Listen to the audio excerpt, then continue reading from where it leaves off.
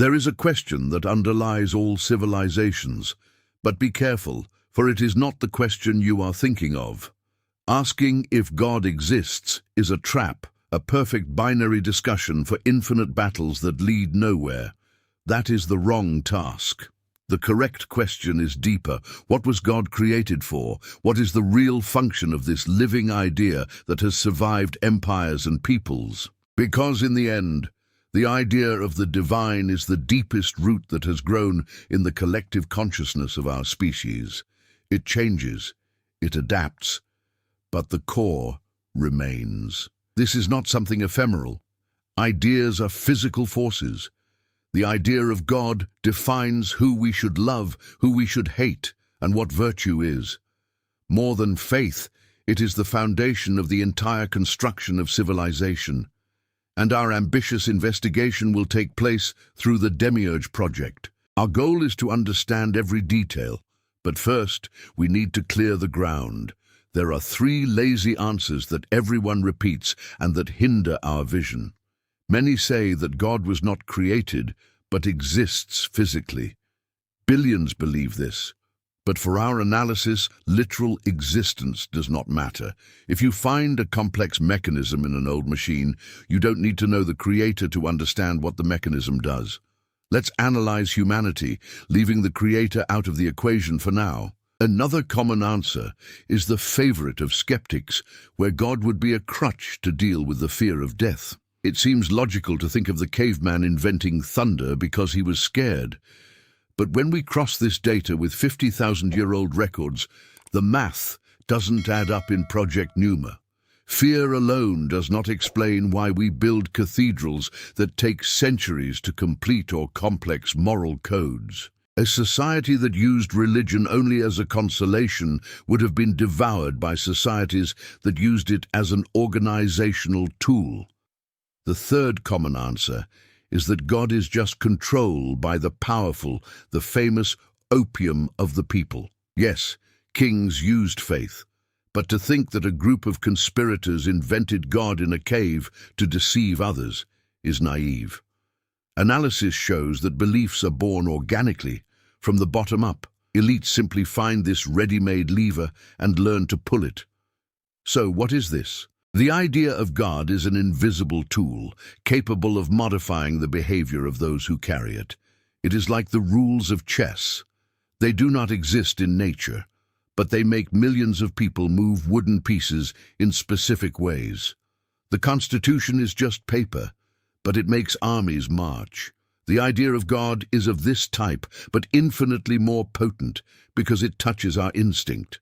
Unlike a cake recipe, this force reshapes our hierarchy of values. When the project simulated 2 human groups, one living only by basic instincts and the other with a belief in divine surveillance, the result was brutal. The group with belief reduced internal violence and increased cooperation. This idea was a survival upgrade. Beliefs that did not solve coexistence problems disappeared along with the peoples who followed them.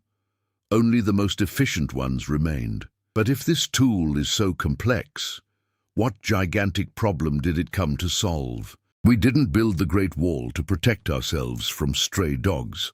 The size of the tool corresponds to the size of the problem. To find the answer, don't look at the sky, look inside the skull. We need to understand the terrain where this seed sprouts, the human brain. And our brain was not made to seek truth or perfect logic. It was made to keep us alive until tomorrow, 50,000 years ago. You are an ancestor in the African savanna.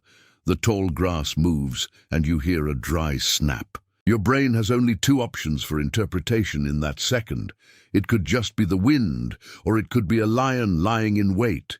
If you assume it's a lion, but it's just the wind, you make a mistake. You run, you waste energy, you feel fear for nothing, but you remain alive. Now reverse the situation. If you assume it's the wind, but in reality it's a lion, you make a fatal mistake.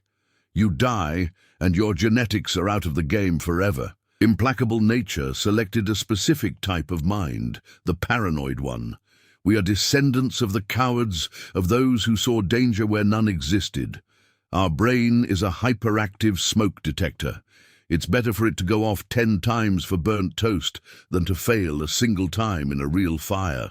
This biological characteristic makes us see intention in everything. Where there is a noise, there is someone.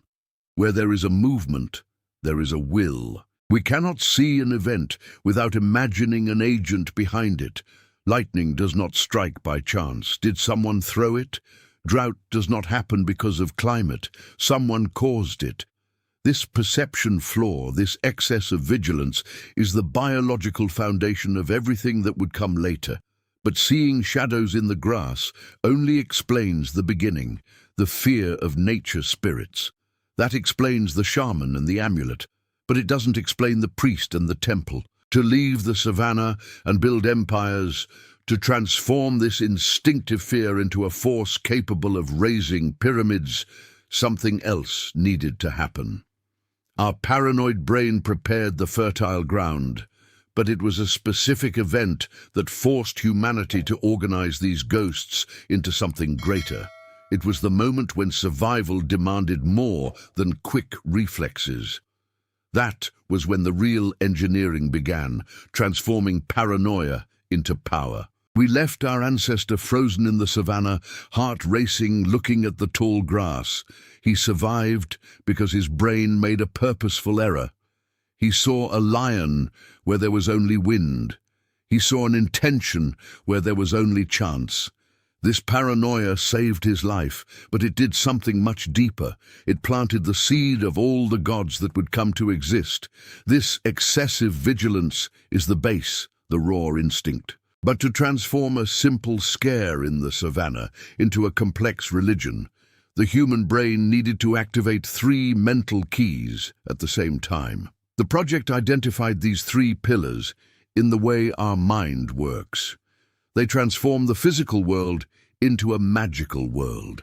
It all starts with agent detection. It is the mechanism that screams, there is someone there. For us, nothing happens on its own. If a branch breaks, someone stepped on it. If a stone rolls, someone pushed it. The world is never passive. It is always the result of someone's action. But this in itself is just animal instinct. The human leap happens in the next step. The second pillar is the theory of mind. It is our unique ability to look at another person and understand that they have thoughts, desires, and moods just like we do. It is what allows us to have empathy or deceive a rival. The problem, or the magic, happens when we apply this human tool to things that are not human. If the wind has an intention, then the wind must have a mind. If the volcano exploded, it must be angry. If the river dried up, it must be offended. Suddenly, nature stops being a set of indifferent physical phenomena and becomes a room full of invisible and temperamental personalities. The world becomes a great social theater. With this, something inevitable happens. If the river has a personality and desires, then I can negotiate with it. I can make a deal. I give you this flower or this goat, and you give me fish, and don't drown my children. At that exact moment, the ritual is born, sacrifice is born. Primitive religion was less about worship and more about diplomacy. It is a desperate attempt to close contracts with the forces of nature to guarantee survival. But the third pillar is still missing to close the cycle, the addiction to narrative. Our brain cannot stand chaos or randomness. Studies show that the human mind enters deep stress when faced with disconnected events. We need a story to connect the dots. A prolonged drought, followed by a disease in the tribe, are not 2 random events for our mind. They are chapters of the same story. We offended the water spirit, and now he is punishing us with the disease. We create a plot of crime and punishment, of moral cause and effect. This brings immense psychological relief. Even if the story is scary, it is better than chaos. Because if there is a cause, there is a solution. If we were punished, we can ask for forgiveness. Myth gives us back the illusion of control. When we combine agent detection, theory of mind, and narrative, we have the perfect storm. When we analyze this deeply, Numa analyzed scenarios where virtual societies of our ancestors existed without any programmed religion, but equipped with these three cognitive modules. The result was frighteningly consistent. In almost every analysis, after a few generations, these societies spontaneously developed belief systems. They began to bury their dead with rituals, created taboos, and tried to talk to the weather. The system proved that God was not a late cultural invention. He was an inevitable discovery of our biology. The blueprints for the construction of the temple were already drawn in our neurons long before we lifted the first stone. This explains the birth of animism, the belief that everything has a soul. The spirit of the rock, the spirit of the tree, the spirit of the leopard. This was the first version of the divine order. It worked perfectly for thousands of years. It was a horizontal, personal, and direct system. You spoke to the spirit of the place where you were. There were no grand temples, no sacred books, no caste of powerful priests controlling everything. It was a spirituality tailor-made for small bands of hunters and gatherers where everyone knew each other by name. But the story didn't stop there. Animism had a fatal limitation. It worked well for groups of 50 people living in nature, but it was incapable of managing crowds. The spirit of a local stream has no authority over a stranger coming from distant lands. A deal made with the tree in your village is worth nothing to a trader from another tribe. The animist lens was excellent for dealing with nature, but terrible for dealing with human complexity on a large scale. And then the scenario changed drastically. Humanity was about to fall into its own success trap. We stopped walking, we started planting. The agricultural revolution brought food in abundance, but it also brought problems that the old system of forest spirits could never solve. Suddenly, we were no longer bands of brothers and cousins. We were thousands of strangers squeezed into settlements, fighting over land and resources. Social chaos was knocking at the door. Violence threatened to implode these new, swollen communities. The small spirits were too weak to contain the ambition and distrust of so many people. We needed something bigger. We needed a new kind of order. And the ghosts of the savannah would have to give way to much more powerful and dangerous entities. The garden was about to become a city, and the city needed new owners. 10,000 years ago, we made the most dangerous choice of our existence. We traded the freedom of the hunt for the slavery of agriculture. In books, they call this progress, but for our survival code, it was a trauma. The old mentality that worked in the savannah with nature spirits collapsed. For millennia, we lived in bands of up to 50 people. Trust was based on blood and coexistence. You knew every face. If someone stole, the punishment was immediate shame and exile. Reputation was the only security needed. But wheat changed the rules. Agriculture allowed food to be accumulated, generating a demographic explosion. Camps became cities with thousands of inhabitants. For the first time, humans were surrounded by tides of strangers. The problem of the stranger was born. How to trust someone you have never seen before. How to make trades if you don't know if the word will be kept. The tribe's reputation system broke. In a crowd, a thief steals and disappears into anonymity. Shame stopped working. Along with the crowd came property. The hunter had no goods. The farmer has silos and lands. Inequality arose. Those who had everything and those who had nothing. The tension in these first cities was a time bomb. There was also the challenge of cooperation. Agriculture requires sacrifice today for future reward. It requires digging canals, raising walls, how to convince thousands of biological egoists to work together under a scorching sun with no guarantee of return. Historical analysis shows exactly this moment. Whenever agrarian societies tried to operate with the animist mentality, the result was catastrophic. In 99% of cases, they imploded in civil wars and chaos. Nature spirits had no moral authority. The river spirit might give fish, but it doesn't care if you stole from your neighbor. Animism was a system of exchanging favors, not laws. It had no teeth to punish those who broke social rules. Humanity was trapped. We had cities, but not the mental preparation to live in them. The risk of self-extermination was real. We needed a new kind of vigilance. We couldn't put a policeman on every corner. We needed a policeman inside people's heads. We needed an authority that worked in the dark when no one was looking, someone who saw the secret theft and the whispered lie. The local spirits were too small. The new scale demanded gods with total jurisdiction. At that moment, everything changed. Belief underwent its first directed transformation. We stopped negotiating with nature and started creating the divine bureaucracy. The imperative of order was born. The gods became legislators and judges. They gained names and specific functions. Pantheons emerged. If you wanted a contract respected, you swore by the god of justice. If you wanted to protect your land, you invoked the god of boundaries. This solved the problem of the stranger. I believe in Zeus, and so do you. And we both believe that he punishes liars with lightning. We can negotiate. We created a currency of trust. Common faith in an invisible vigilante allowed cooperation between strangers.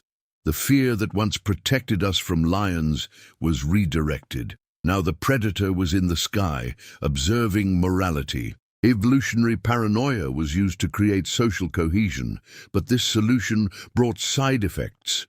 To sustain these gods, a piece of fruit in the river was not enough. They demanded institutions. The temple emerged as the first bank, registry office, and city hall. Priests became the first class of bureaucrats, holding the monopoly on the divine will. The system became rigid. Society prospered, but created a hierarchy where power flowed from the sky to the earth, crushing the base. Polytheism, the belief in many organized gods, was the social technology that allowed Sumer, Egypt, and Babylon. It was the model that transformed villages into empires. But having many bosses in heaven creates the same problem as having many bosses on earth. The competition between gods was just beginning. The system of order worked, but it was unstable. To dominate the world, the system would need to get even more aggressive. Polytheism was a resounding success. It pulled humanity out of the mud of anarchy and placed it on the marble steps of civilization. Thanks to specialist gods, one for war, another for harvest, another for trade, we managed to build complex cities. Each god was like a minister of a celestial government, managing a department of human life. But this system had a grave flaw at its core. It reflected exactly the politics of Earth, a chaos of city-states fighting each other. The god of my city was a rival to the god of your city. Marduk protected Babylon, while another god protected the neighboring city. War on earth was seen as a reflection of a war in heaven. This worked well for small kingdoms, but it was poison for empires that wanted to grow. Imagine trying to govern a gigantic territory where each province obeys a different celestial chief, with conflicting laws and loyalties. It was an administrative nightmare. An empire needs unity, not a parliament of divinities arguing all the time. For civilization to take the next leap to conquer entire continents, divine belief needed a cleanup. It needed to eliminate the competition. Egypt was the first to try to implement this new vision with Pharaoh Akhenaten. He looked at the crowded pantheon of animal-headed gods and decided to fire them all. He declared that only Aten, the solar disk, existed. It was a move used to centralize absolute power, but it failed. The society's immune system rejected the transplant. The old priests were too strong, and the people were not ready to abandon their old protectors. Akhenaten was erased from history, but the idea, the virus of a single god, did not die.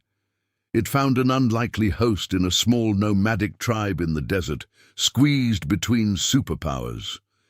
The Hebrews' ancient texts show something fascinating. In the beginning, their God, Yahweh, was not the only one in the universe. He was just the God of that specific people, a jealous God who demanded total loyalty in exchange for protection against the neighbor's gods, like Baal or Moloch. It was a military exclusivity contract. I fight for you, and you worship no one else. Over time, this idea evolved into something radical. If our God is the strongest, then the other gods are not just weak. They do not exist. They are frauds. They are demons. And suddenly, the sky became empty, except for a single supreme authority. Monotheism was born, and with it was born the most efficient power structure ever created. Think of the strategic advantage. In polytheism, laws could be confusing and contradictory. In monotheism, the law is absolute because it comes from a single source. There is no debate. The moral code, like the Ten Commandments, becomes universal. Thou shalt not kill is no longer local advice. It is a cosmic order. Furthermore, monotheism created the final validation for earthly kings. If there is only one God in heaven ruling everything, then the king on earth is his mirror. The emperor stops being just a strong man with an army and becomes the anointed one, the representative of the divine will. Disobeying the king became a sin. This structure was the key to imperial expansion. When Constantine adopted Christianity for the Roman Empire, he didn't do it just out of faith. He was a political genius. The old Roman pantheon was tired and fragmented. The empire needed a new glue to unite peoples from Britain to Syria. The concept of one God, one empire, one emperor was irresistible. It allowed for standardized loyalty. A soldier in Gaul and a merchant in Egypt might not speak the same language, but they prayed to the same God and obeyed the same representative of his on earth. Religion became the invisible infrastructure of the state. But monotheism brought a new weapon, one that the polytheistic world did not know: sacred intolerance. In the ancient world, if you conquered a city, you just added their gods to your collection. Okay, you worship this river god? Great, now he works for our empire. There was a pragmatic acceptance. The single God changed that. If only one truth exists, then anything else is a lie, and the lie must be fought. The other is not just a foreigner, he is an infidel. He is wrong in the essence of his existence.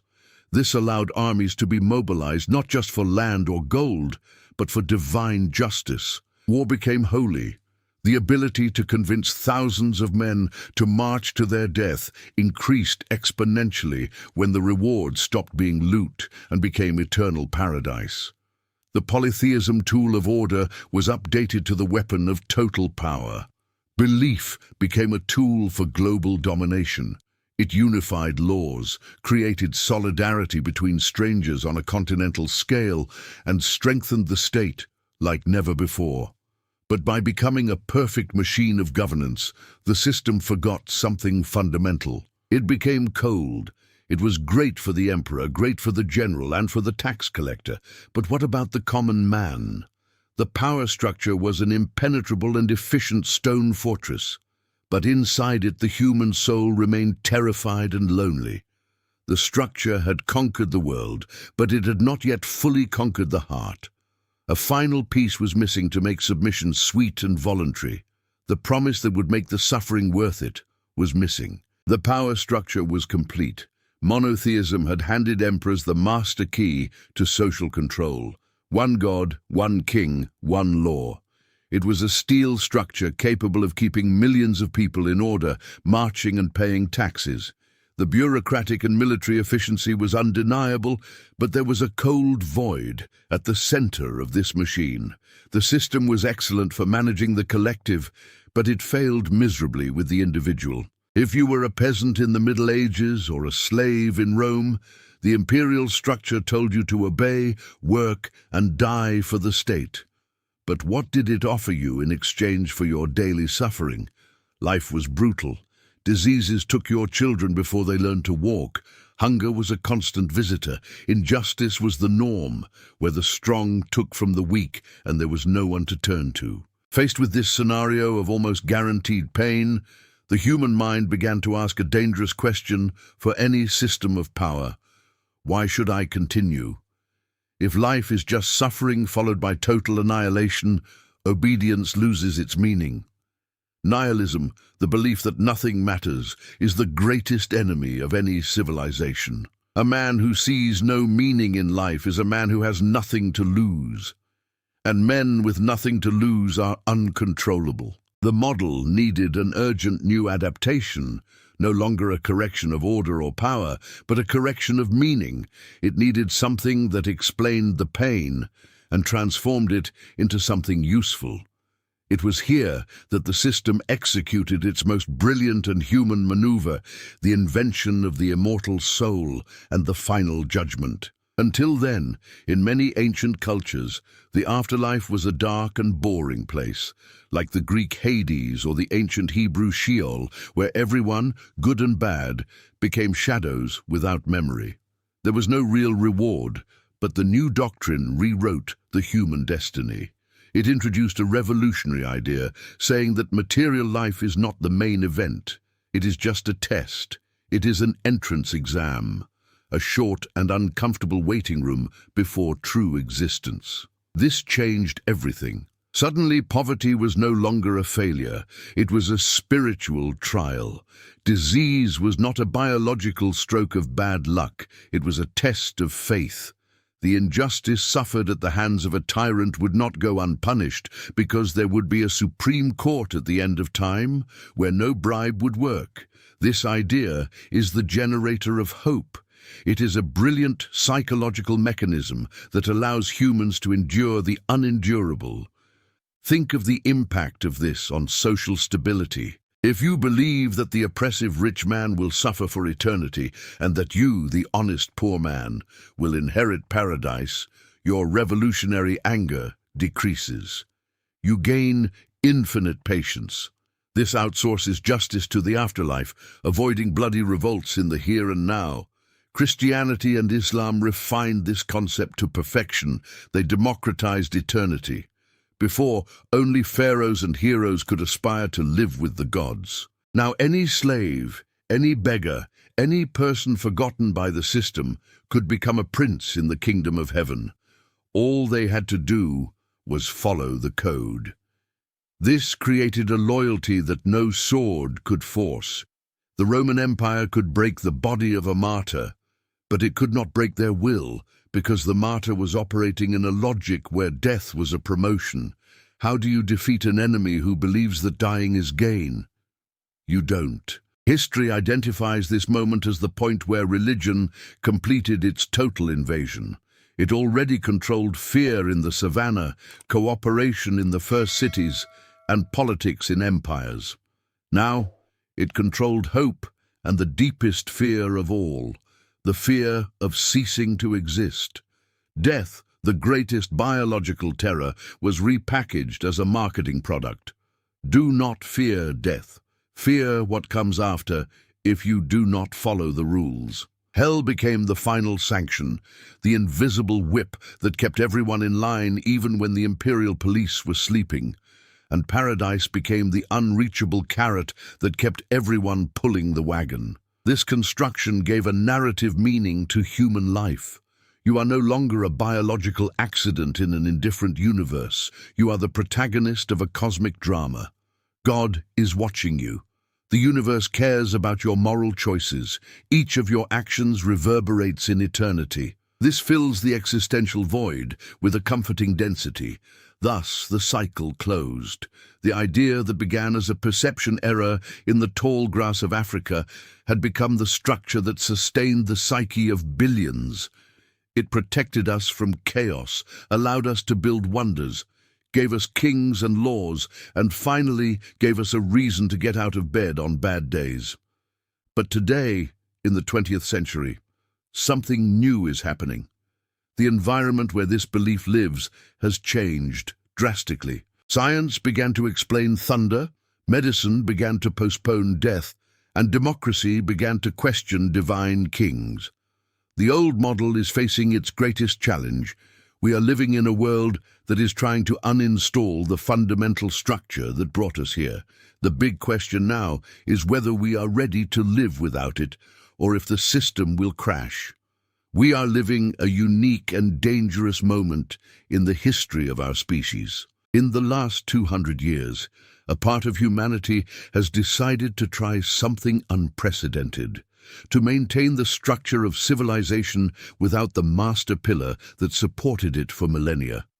We are trying to remove God. The process began slowly, with the rise of science. The ancient God lived in the gaps of our knowledge. He was the explanation for lightning, for disease, for the origin of the stars. But as science advanced, these gaps shrank. We discovered that lightning is electricity, not the wrath of Zeus. We discovered that the plague is a bacterium, not a curse. We discovered that stars are nuclear fusions, not angels. With each discovery, the territory of the divine shrank. The magical world, full of spirits and intentions, was replaced by a mechanical world, ruled by cold and indifferent physical laws. The universe became silent. It stopped talking to us. For the project, this generated a critical red alert. Remember, our biological instinct has not changed. We continue to be the same paranoid primates from the savannah, desperate for patterns and meanings. Our mind cannot stand the vacuum. It was not made to face a meaningless abyss and remain calm. When we remove traditional religion, we do not become purely rational and logical creatures. That is an illusion. What happened was a load transfer. The need to believe, to belong, and to have a sacred purpose needed to go somewhere. The old model was not erased. It just found new servers to thrive.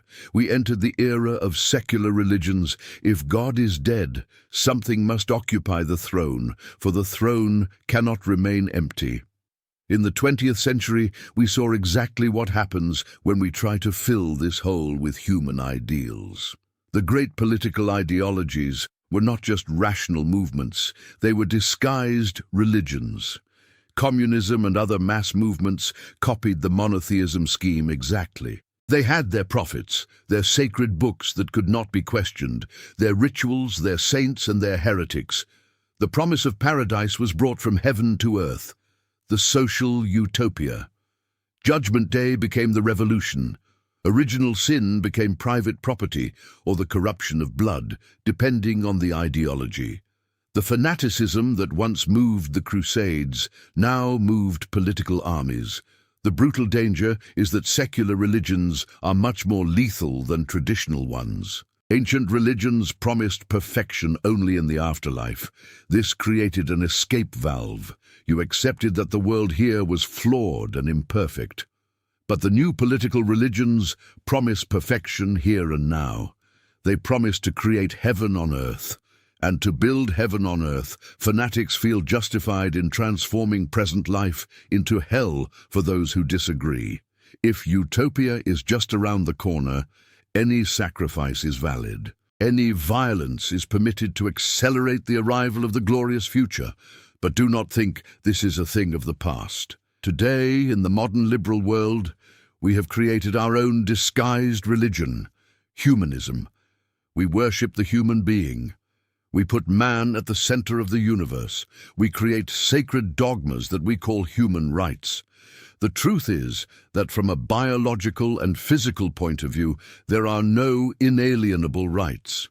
Nature does not give the right to life or liberty. Nature gives the right to struggle and death. Human rights are a legal fiction, a story we collectively agree to believe in. They are our new mythology.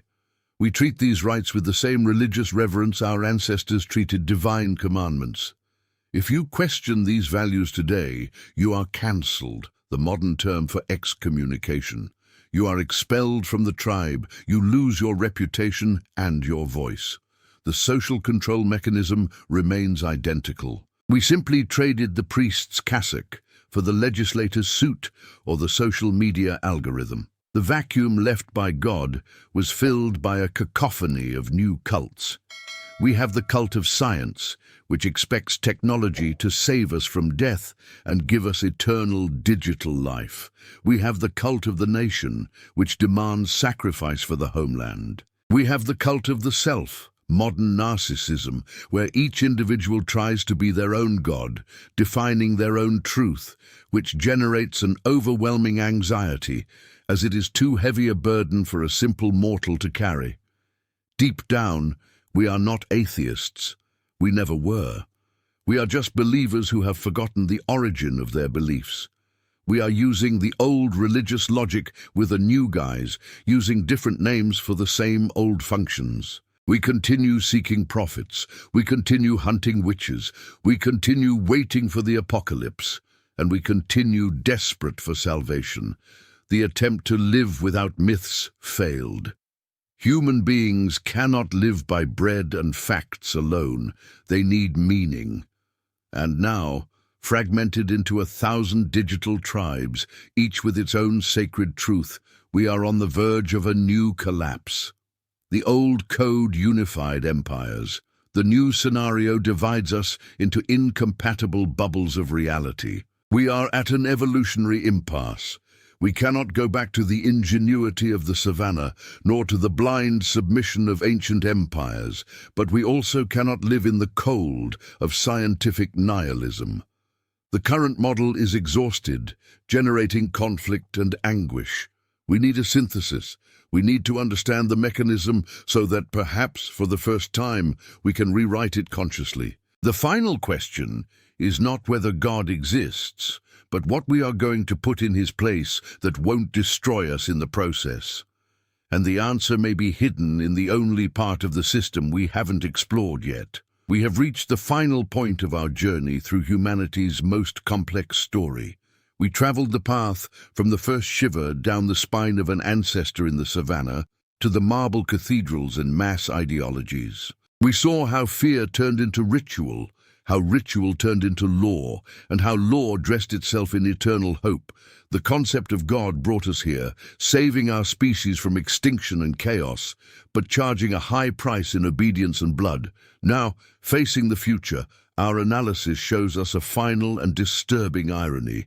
Just at the moment when humanity declares itself secular and rational, we are busy building with our own hands the literal realization of all ancient prophecies. Look at what we are creating with technology. Our ancestors imagined a God who saw all, knew all, and remembered all. Today, we build the cloud. The internet never forgets. Cameras, satellites, and microphones record every step, every word, every heartbeat. We created digital omniscience. They imagined a God who read thoughts and judged intentions. Today, predictive algorithms know what you want to buy, who you will vote for, and who you will fall in love with even before you know it. They analyze your secret fears and your hopes to offer you content. We created algorithmic judgment. They dreamed of immortality and telepathic communication. Today, biotechnology promises to extend life indefinitely, and neural interface promises to connect minds to the machine. We are transforming old myths into engineering. Without realizing it, we are trying to occupy the empty chair in heaven. Human beings did not kill God to be free. They killed God to try and take over his job. We want to be the demiurge, but there is a fatal danger in this ambition. We are acquiring the power of gods, but we maintain the brains of paranoid primates from the savannah. We have nuclear weapons, an artificial intelligence controlled by Stone Age emotions. We have the power to destroy the world, but we are still moved by the same tribal fear, the same need to belong to one group and attack another. Technology amplifies our nature. It doesn't fix it. A fanatic with a stone is a problem. A fanatic with a viral algorithm is a global catastrophe. So what is the way out? The conclusion of the Demiurge Project is that we cannot erase this heritage. The need to believe, to find purpose and connection, is written in our genetics. Trying to suppress it by force only generates ideological monsters or nihilistic despair. The only viable option is not the destruction of the system, but the gaining of consciousness. For millennia, we were passive users of this narrative. We were controlled by fears and hopes we didn't understand. We obeyed priests, kings, and ideologues without questioning the origin of these orders. The next step of human evolution is not biological, it is cognitive. It is for us to become managers of our own destiny. It is to look at our religious instincts and recognize them for what they are. Survival tools, not absolute truths about the cosmos. We can choose to use the religious community to create social ties without needing to hate the infidel. We can use the discipline of rituals to improve our lives without needing paralyzing guilt. We can seek wonder before the universe without needing to invent anti-scientific fables to explain it. We can keep the music, the art, and the charity, discarding dogma and intolerance. This requires a maturity that our species has rarely demonstrated. It requires facing the silence of the universe without panicking. It requires creating our own meaning instead of waiting for it to come down from heaven ready-made. Close your eyes for a moment. Go back to the African savannah 50,000 years ago. Feel the warm wind on your face. Hear the noise in the tall grass. That primordial fear, that feeling that there is something greater hidden in the darkness, is still there inside you. It never goes away. It is the heritage of those who survived. But now, when you open your eyes, you know the truth. The magical lion and the vindictive spirit do not exist. There is only the wind and your own mind creating stories to protect you. The great revelation is not that God does not exist. The revelation is that we created him. We are the authors of the greatest story ever told. And if we wrote it, we have the power to edit the ending. We do not need to be slaves to our ancient creations. The Demiurge Project ends its report here. The mechanism has been opened, the gears have been exposed. The machine that governs the world is not divine. It is human, all too human. And now that you know how it works, the final question is no longer, what was God created for? The final question we leave with you is this. Now that you have the keys to the system, what are you going to build in its place? The history of humanity is waiting for the next chapter, and this time, the authors are us. If you liked this investigation, your subscription to the channel and any donation amount helps us expand Project Pneuma. We would love to read your reflection on the video subject in the comments and your suggestion for the next topic to be covered. Tell us from which city you are following us. I thank you for your company. Until the end.